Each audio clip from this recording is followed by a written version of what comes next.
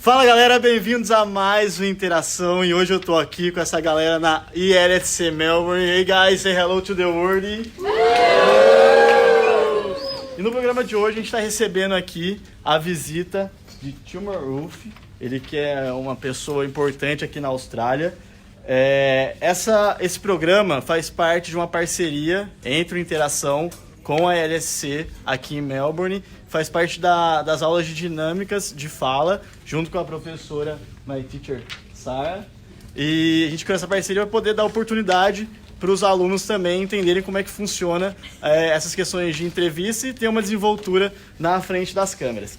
E a gente recebendo aqui hoje o professor Tilman Ruff, ele é professor, médico infectologista, foi nomeado membro da Ordem da Austrália pelo Serviço à Promoção da Paz como defensor da abolição de armas nucleares e pela saúde pública através da promoção de programas de imunização no sudeste da Ásia, na região do Pacífico, e em outubro desse ano recebeu o prêmio, em outubro de 2017 recebeu o Prêmio Nobel da Paz e foi nomeado um oficial da Ordem da Austrália, né, neste ano, em 2019, no Dia de Honra da Rainha, por serviço diferenciado à comunidade global como defensor da não proliferação do desarmamento nuclear e da medicina.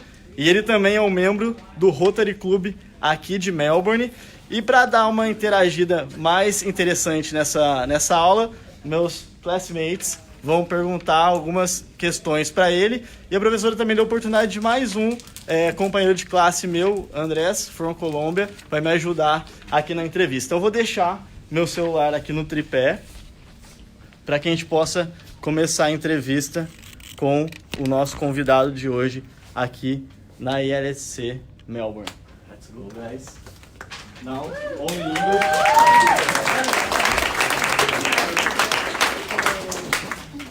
Mr. Tilman, welcome to ILSC Melbourne. Thanks so much for coming here today. Anders, thank you for helping here. Guys, thank you too.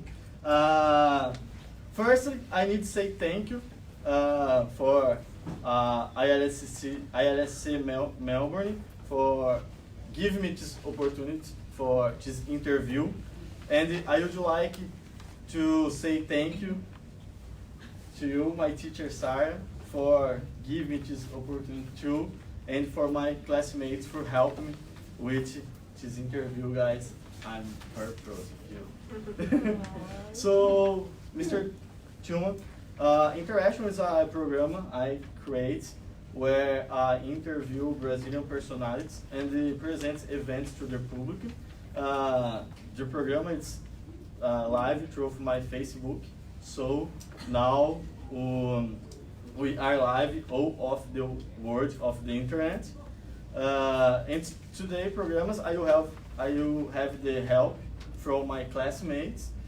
They will ask questions to our guest, Professor Tilman Ruff, who is Australian public health and the infectious disease, who has focused his efforts in immunization and the global health improvement to eradicate nuclear weapons.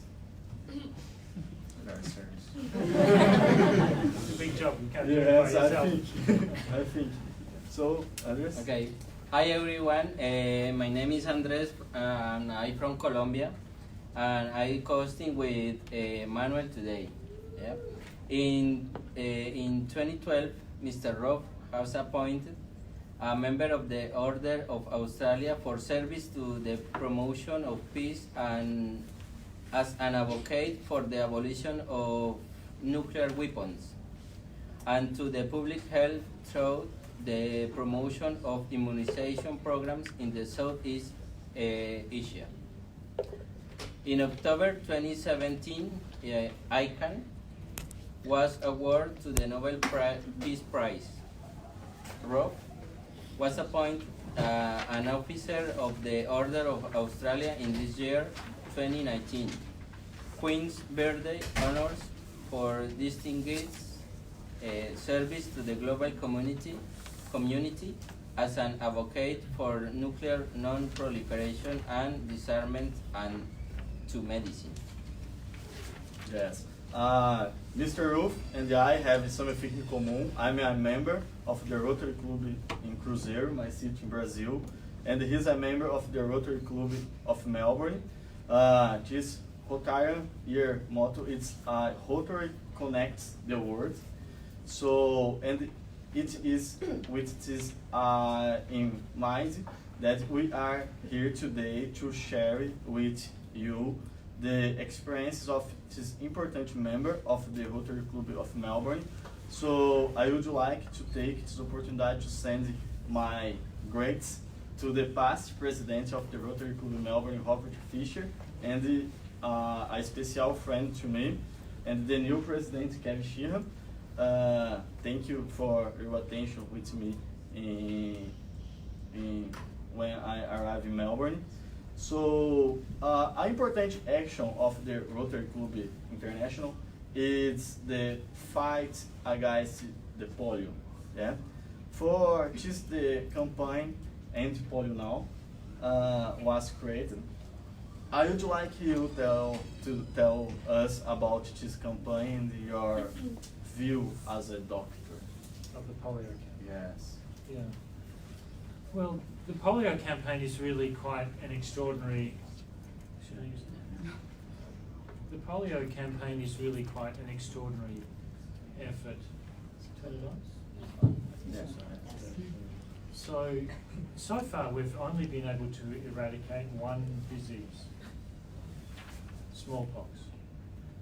And smallpox is not transmitted anywhere in the world now, but potential still exists because the virus still exists in some laboratories in Russia and in the United States. Many countries wanted them to eliminate this virus completely, but so far that hasn't happened. But that's the only disease that we've eradicated. And polio, we are very close to potentially this being the second disease. Polio is a much more difficult disease to eradicate because in a way we are fighting fire with fire, because the vaccine, the oral vaccine which is taken by mouth to prevent polio, can occasionally cause disease. So now there are more cases in the world of polio from the vaccine than from the wild virus. So we have to get rid of that oral vaccine. And this is really on a knife edge at the moment. It's possible, but it's extremely difficult. And especially in countries that are beset with armed conflict, especially in Pakistan and Afghanistan, and also in northern Nigeria, because of terrorist activities, armed groups. It's very difficult for health workers to work. Health workers have been targeted by violence in a number of those countries. So it's possible to eradicate polio, and we're very close, but we're not quite there yet, and it really deserves a huge effort. Rotary has made an enormous commitment. Rotary has donated, I think, more than $600 million to this campaign to get rid of polio. And Rotary has stuck with this campaign over many years and has been one of the most consistent advocates. Because when you get close to eradicating a disease, it becomes very expensive. Each case which occurs is very expensive to prevent. The effort that's required for just the last few cases is colossal. And of course, once the disease is eradicated, you can save huge amounts of money from all of those efforts to control it no longer being necessary. So Rotary's commitment to this, in terms of support for the program and material resources, the money, has been crucial to the international partnership, which has brought us so close, and hopefully will now see us complete that historic task. Thank you. Okay, so let's start the question of my classmate. Begin. The first question is, what motivates you to dedicate your life to this subject, nuclear weapons? There's a short answer and there's a long answer. I'll start with the short one, but then I'll give you a little bit of the long one. Not too long. But simply, this is the most acute existential threat that we face. This problem was created by humans, and this problem can be solved by humans, nobody else. We are the first generation now in this last part of the 20th century and now the 21st century, the very first humans in all our long evolutionary history, billions of years. We are the first humans that actually have the capacity to destroy the world that sustains us. That could happen through nuclear weapons use in an afternoon. Or it could happen more slowly if climate change is not controlled. So these are challenges which no human generation previously has had to deal with. But nuclear weapons should be the easier problem to solve because there are only 9 countries that own nuclear weapons, and we know how to do this because we have already reduced the numbers of nuclear weapons in the world by more than 80%, and we have successfully eliminated some types of nuclear weapons completely in a verified way. So we know how to do this. So as a physician, I feel a great responsibility that this is the most urgent threat to not just human health, but planetary health. All of the other species that we share the earth with and on which we depend are also threatened. And there are not very many physicians who make this their central part of their work. So it simply needs to be done. For me, there are several other reasons why I do this, apart from a sense of professional ethical responsibility. One is my family history, to honour my family. My family were German Christians living in Palestine and were displaced in both the world wars, and many members of my family died in those wars. So from my old people, I heard stories about the horror, the injustice, the long-term consequences, the horrible outcomes of war. And my grandmothers both said, if there's another war, I want the first bomb to fall on my head because I don't want to live through another one. So that sense of war is a terrible thing that can be prevented, I have from my childhood. And also for me, emotionally, becoming a parent in 1982, I felt that emotionally very strongly. The obligation to work, to look after my daughter is not just making sure that she brushes her teeth and she doesn't get hit by a car and she eats well and, you know, she doesn't do stupid things in many spheres, but I also feel that as a parenting responsibility, making the world safer for her and her children and their children is a really important parenting responsibility. Now I have the best job in the world, which is being a grandfather. You have to go through an important step in the middle. You can't take the shortcut.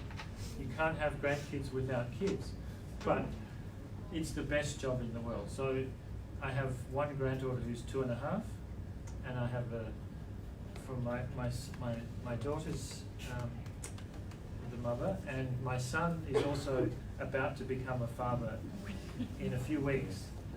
So now I have many additional, well, 2 very powerful additional reasons to do this work for them.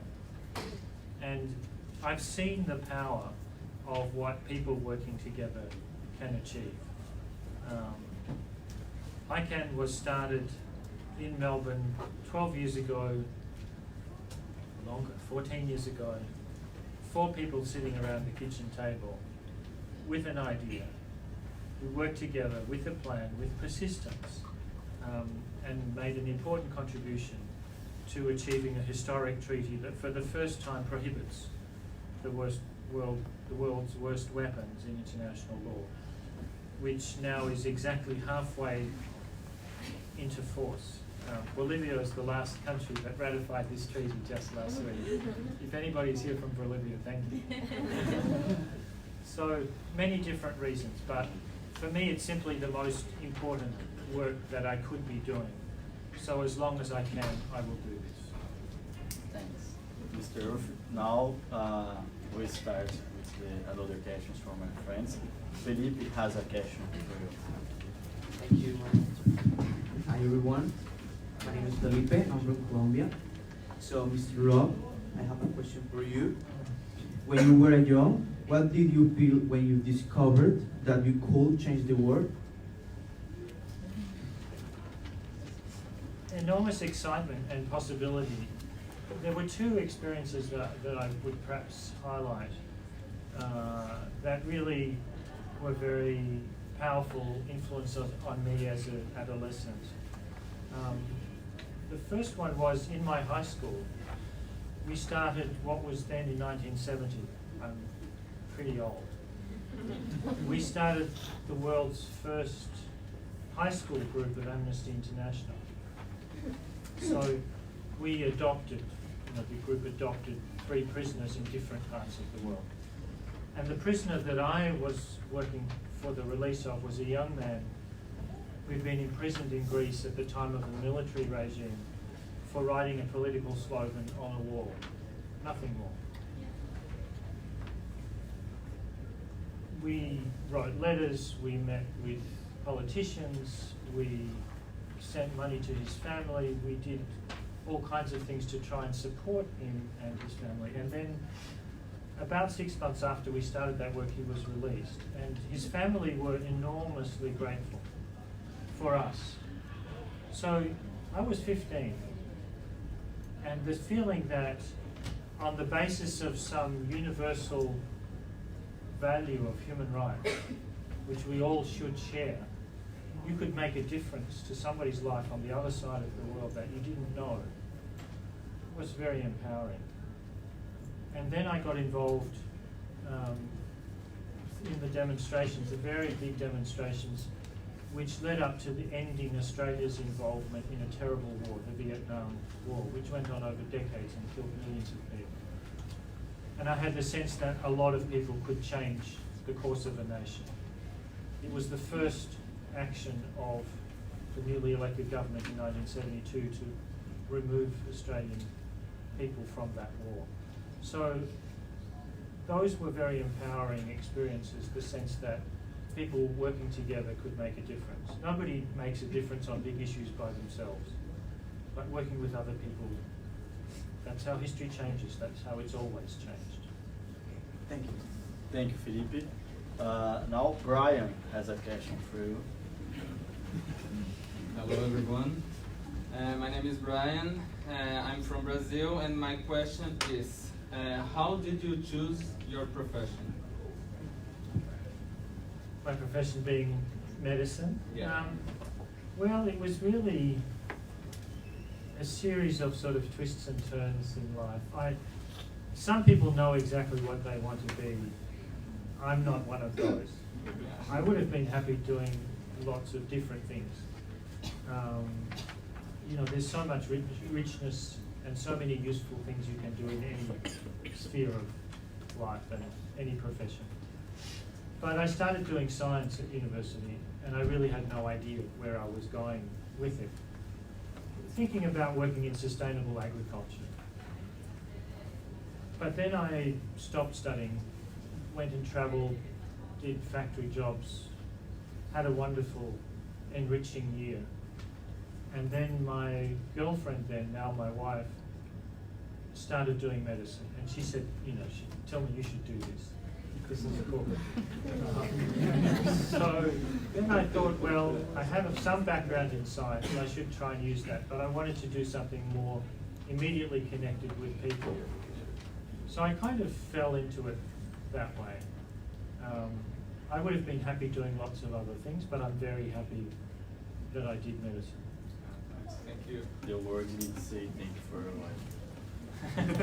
For many reasons. Now Jessica, Adriana has a question for you.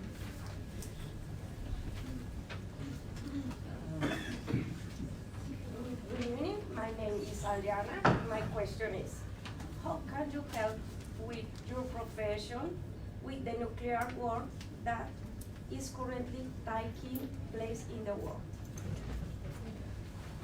So happily there's no nuclear war happening right now, but of course this is a very real risk, and any conflict that involves states that have nuclear weapons could by accident or by design escalate to use of nuclear weapons. And we know, for example, that in the fighting across the border in Kashmir between India and Pakistan just in February, both sides actively considered use of nuclear weapons. So this is a very real danger, but from a health perspective, there are important aspects of this problem which have a scientific and a health basis. So understanding the effects of the weapons, what they actually do to people, to cities, to their homes, to our food and water supplies, to our security, to our health, across generations, is a medical and scientific issue. So presenting that evidence is something that scientists and physicians can do, should do, I believe. And that's been really important, that because I think that if people really understand what these weapons do, then it's any possible justification for threatening their use, for actually using them, and even for keeping them, simply melts away when you understand that these are not weapons in any sense that can be used for any legitimate purpose. There's also another aspect. The world's largest humanitarian organisation is the Red Cross and Red Crescent movement.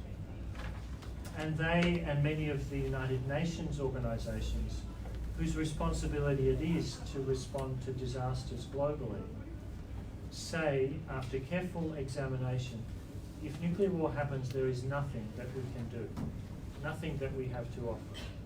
If even one nuclear weapon is used on a city, the health services of any country would be completely overwhelmed. So the only possible response when there is no cure is prevention. So I think from a health perspective, there are some really important contributions that we have to make. And if scientists and professionals speak on the basis of their professional authority, on the basis of the things that they know about, that they are the experts in, then it tends to open doors to politicians, to government leaders, to other people. And you have a kind of access which is otherwise sometimes more difficult. So there's an opportunity as well as a responsibility to make use of that skill and that credibility. So I think for those reasons it's really important that health professionals and scientists have a really important role to play. But of course, everybody has a role to play. This is an issue for everybody. Thank you, Diana. Now, Jessica. Yeah, have your case.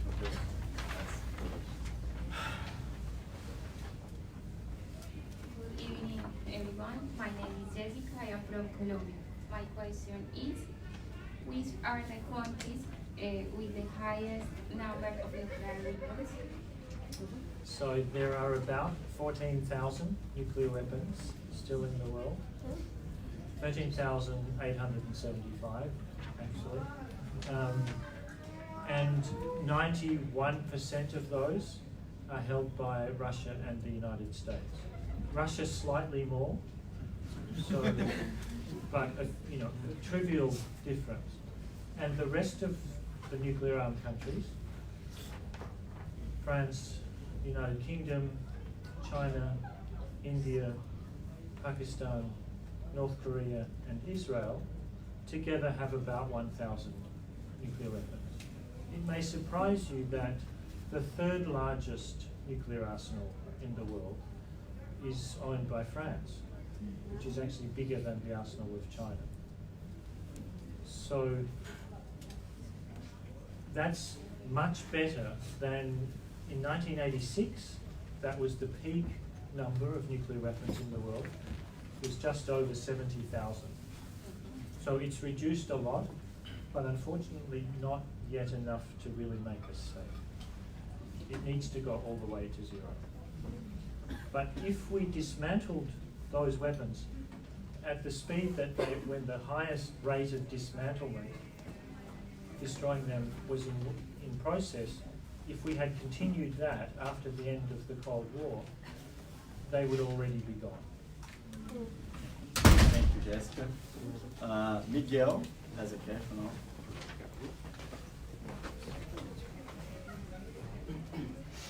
Good evening, Mr. Ruff. I'm Miguel from Chile. My question is, do you think that countries such USA, Russia, Japan, North Korea will someday abandon nuclear weapons? I think they will, and I think they must, because we simply have no choice. I mean, put very simply, we will either see the end of nuclear weapons or the end of us. It will be one of those two things. We all know what the answer to that question needs to be. And the reality of nuclear weapons is that they are global suicide bombs. The concepts of winners or losers doesn't mean anything in relation to nuclear weapons. So I think it's essential that they be eliminated. All countries are legally committed to get rid of them. All countries have politically said we want a world free of nuclear weapons. And we have made dramatic progress in reducing their numbers already. Furthermore, I think we have made very significant progress in controlling the other kinds of weapons that have indiscriminate and inhumane consequences.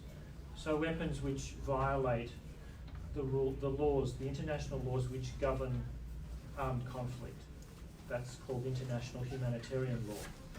So governments can't use weapons which cannot distinguish between a soldier and a child, which target the environment and produce long-term damage, which have effects across international borders, which cause much more injury and suffering than the military purpose justifies. Nuclear weapons cannot be used in any of those ways. But there are also other weapons that violate those principles: chemical weapons, biological weapons, landmines, and cluster munitions. And for all of those, we have a treaty that bans them. And that treaty has been crucial to establishing one rule for everybody and embodying in international law a standard that these weapons are unacceptable for any nation to possess or threaten.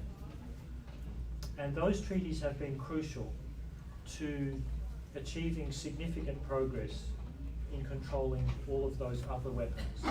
So all of those weapons are now less often produced, deployed, used, or traded than before.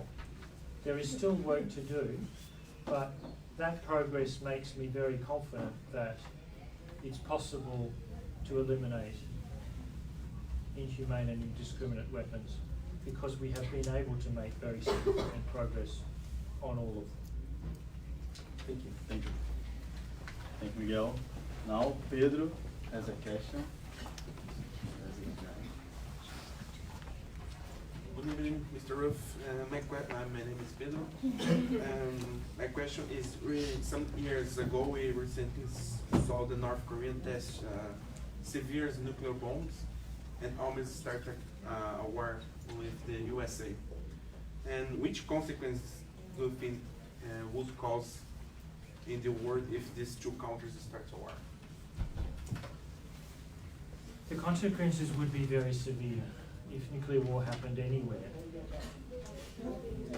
We now know that, of course, nuclear weapons have terrible local consequences in the area that they would be used, from extraordinary explosive power, blast, fires, and from radiation, of course, which will spread with the rain and the wind across borders. But the most important science that has expanded our understanding of what nuclear weapons actually do is their climate impact. So when you think about climate change, most people don't think about nuclear weapons. They think about global warming. Of course, we need to. It's a big, urgent problem. But not enough people understand that the most acute, the most sudden risk to the climate would actually be from nuclear weapons use. So atmospheric scientists have now studied the impacts of even a relatively small nuclear war, such as might happen with involving